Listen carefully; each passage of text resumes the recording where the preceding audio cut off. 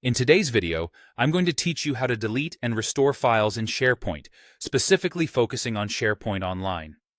Understanding how to manage files efficiently in SharePoint can significantly enhance your workflow and ensure that your essential documents are always accessible when you need them.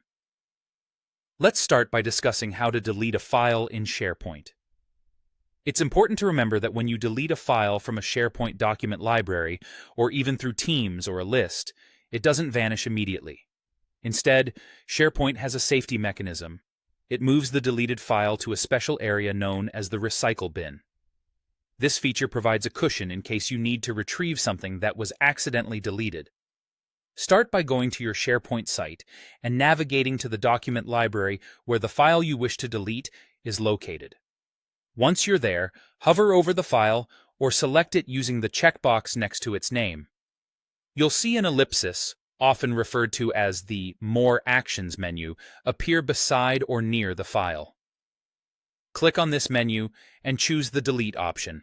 Occasionally, it might be listed under a Remove or Trash icon instead. Once you confirm your choice, the file will be moved to the site's recycle bin. When deleting an entire folder, remember that all items within it will also follow suit, ending up in the recycle bin as well.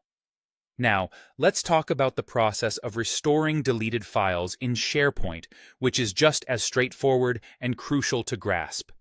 In SharePoint Online, you have up to 93 days to restore items from the recycle bins before they are permanently deleted. There are two levels of recycle bins you should be aware of: the first stage recycle bin and the second stage recycle bin. The first stage recycle bin is at the site level, accessible by any users with editing rights. The second stage is a bit more exclusive, available to site collection admins or users with specific permissions. To restore a file from the first stage recycle bin, head over to the SharePoint site where the file was initially stored. You should look for the recycle bin link on the left-hand side of the navigation pane. In case it's not visible, you can go through Site Contents to locate the recycle bin.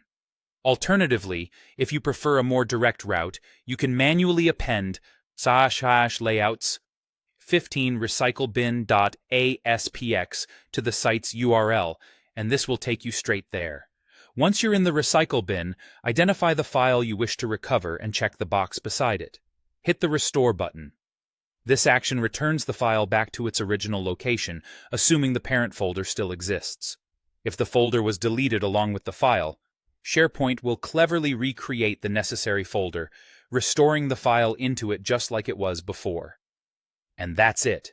Whether you're safeguarding your content by understanding how to delete responsibly or bringing back a document that's been inadvertently removed, mastering these techniques in SharePoint ensures that your files are always just a click away.